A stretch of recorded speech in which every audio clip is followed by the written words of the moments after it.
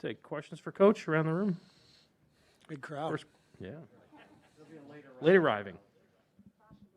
Go ahead, right here in the front. This seems like maybe the most emotional, maybe we could say, that we've seen out of Andrew Wiggins. You know, usually he's pretty straightforward guy, but he's like staring down guys more, being more expressive on the court. How much do you guys feed off of that energy that he's kind of providing? Yeah, I mean he's a very mild-mannered guy, but he's taken a leap in these playoffs in terms of his impact on the game defensively on the glass. You saw it the other night. I mean, 16 rebounds, and I think because the games are obviously so meaningful, there's more emotion from him and from everybody. So the biggest thing is he's a two-way player. You got to have two-way guys to make it this far and to succeed, and he has just grown by leaps and bounds over the last couple of years, and it's really fun to watch that growth. Back Hey, left. Coach. Colin Ward-Henninger, CBS Sports. You always talk about, well, not just you, your whole team, talk about coming out, having to play with force, having to have the right energy. You did a better job with that in Game 2 and Game 4 than you did in the other games. I'm curious, as a coach, early in the game, what are the indicators that you look for to see that you're playing with that necessary force? Yeah, boxing out is one of them. Ball pressure, defensively, rotations. You can just tell, are you a step early or a step late? And I think that's pretty much a common theme throughout the playoffs in every matchup. I mentioned, watching the Miami-Boston series, it was like almost automatic, whichever team lost came back and punched the other team in the mouth the next game, and it kept going back and forth. And I just think that, especially as you get deeper in the playoffs, teams are so evenly matched, and the games are physical and intense. Even the slightest edge in terms of, that force and energy makes a big difference. And here in front. Hey, Steve, tomorrow is the 3-year anniversary of your guys' elimination against Toronto and also of Clay's ACL injury. And I'm wondering if you could just remember your emotions that night, not only about being eliminated, but also, the devastating injury and just the perspective. Here we are 3 years later and you've got a Game 5 on the same day. Yeah, that seems like a long time ago. It was a really strange time for me because I obviously was just devastated for Clay coming on the heels of Kevin's injury. It just felt like we got wiped out just in, back-to-back games. And we were already, really emotionally tired at that point from the 5-year run. And I also felt this immense pride in our guys' effort and, almost sending that series back to Toronto to a Game 7. So there were all these emotions, but the overriding factors were the injuries to Clay and Kevin. It was just devastating and really hard to see them suffering. And but yeah, that was a long time ago. Good to be back here. Joe, second row. So you made a lineup change the other night. Did you see what you wanted out of Otto? And Looney seemed to dominate, coming off the bench. So is this something you stick with? I'm not going to give that away. I don't like to talk about starting lineups before games.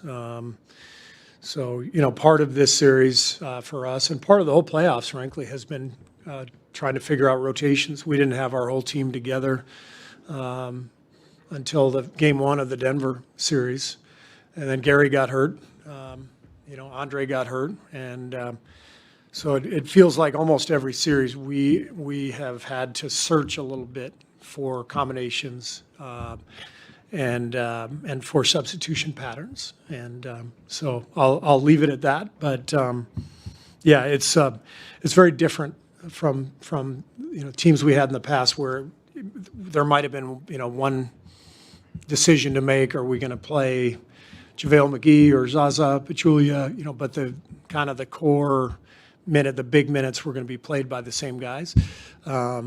This feels a little bit different this year. There's been a little bit more mixing and matching, and really proud of the group, everybody, for staying ready and staying prepared and not allowing that sort of change and alterations from game to game to bother them. Mark in the back. Hey, Steve. I was wondering, through the course of the day-to-day with Steph, what jumps out to you with what he does with his conditioning work that enables him to always be in tip-top shape? Just the consistency of his routine. It's like a metronome. I mean, every day it's the exact same thing. He's in the training room, he's in the weight room, he's on the court. And there's, it's clockwork, but there's also a sense of joy and energy within that work. He enjoys it so much. He loves the process. And I think that's one of the things that ties all great athletes together. Like, I'm talking about the superstar athletes, Roger Federer's of the world. There's, Steph Curry's of the world. There's a routine that is not only super disciplined, but it's really enjoyed each day. There's a passion that comes with it, and that's what sustains it over time. And when you love something like those guys do, you work at it, you get better, and you just keep going.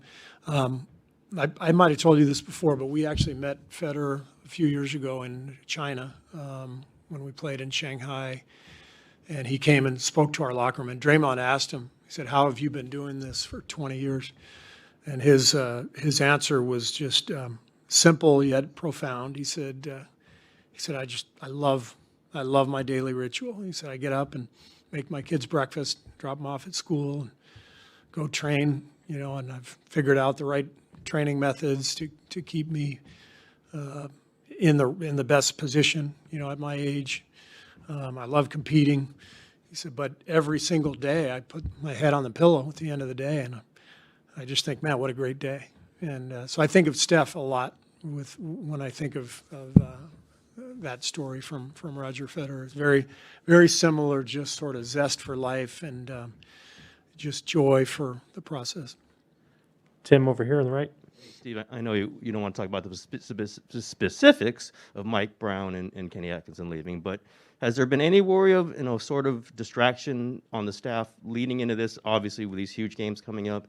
And secondly, knowing that you have coaches vacancies, but yet you have coaches who always get promoted, you think it's going to be pretty, not easy, but pretty, you're going to have tons of answers to be able to fill those spots with guys applying? Honestly, the answer is we've barely given it any thought just because of the business at hand, and we know that in a week or so we can get to all that. I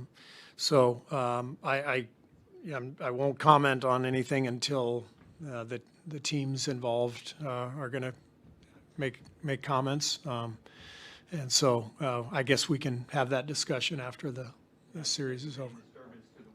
I'm sorry? Has there been any disturbance to the process of putting the game plans together, studying? No. Yeah, there's the guys are. We're in the finals, so it's everybody's just locked in, and we'll deal with that when we get to it. Jeff in the center. Hey, Steve. Hi, Jeff. How well do you know Brad Stevens, if at all, or a relationship that may exist? And he did the opposite of you, coaching to the front office. And what lifestyle differences are there between the two jobs that lifestyle specifically might be more palatable than the other? I know Brad pretty well. We actually connected when I was in broadcasting, and he was at Butler. And we had lunch. He wanted to pick my brain about the NBA. I wanted to pick his brain about coaching. I was thinking about getting into coaching, and I had done a couple of Butler games for CBS, and so we've built a relationship over the years. Just great respect for him, and he was an amazing coach, and I think he's done a phenomenal job as GM. The moves he made this year, adding Horford and Derek White, brilliant. So yeah, he's somebody I think who has figured out what he wants at this stage in his life, and that's what we all have to figure out in this business. I was able to hold off on coaching until my kids were pretty much done with high school, and that's the way I wanted it. And I think he was sort of the opposite. While he was coaching, his kids were pretty young, and I know he's got a lot more time with them now, which is important for him. So you just have to figure out your own existence and what you want within that, and I think he's done a good job of that. Again, in the back. Steve, when you look at the video of the previous games, how do you feel about the quality of shots you guys are getting, especially in the half court? A lot of good ones and some bad ones, and that's kind of what we spend when we're go through our offensive stuff and our adjustments. We're trying to create more good ones, but we had a lot of good looks the other night. I saw the stat, I can't remember what it was, but on our uncontested threes, we actually didn't shoot the ball that well, but we got a lot of them, and that was a good sign. But there's some things we can do better for sure, and to try to create open looks. The last two, Janie, and then over here, Anthony. Hi, Steve. I know Draymond doesn't typically need any motivating necessarily, but have you challenged him in any way ahead of this next game? Just anything that, Nope. No. No, Yep. Draymond's Draymond. He's gonna bring it every night, and I think the thing that maybe got lost the other night is how good he was, down the stretch, and he ends up the game with 4 steals. He was brilliant defensively. He did what we needed to do to win the game. Everybody's locked in on his scoring. Scoring has always been kind of the last thing that we need from him. We need his defense, his energy, his force, his competitiveness, and down the stretch of the game, he made huge plays at both ends. Anthony, last one. Along those lines, though, on the offensive end with him, I mean, this is obviously a difficult matchup, the shot blocking, the length, how they're playing him. What ideally do you need from him offensively better? Well, there's some details, things that we've seen on tape that we feel like we can do, and obviously not gonna say them here, but I think there's an awareness and a respect for their defense, just like Memphis, with all the shot blocking Memphis had. There's a similar theme in that, we can't play in a crowd, and this is as a 5-man unit. We've got to figure out what that means. How do we create spacing, and where do we need to be? Where does each guy need to be in order to thwart, some of that shot blocking and congestion in the paint?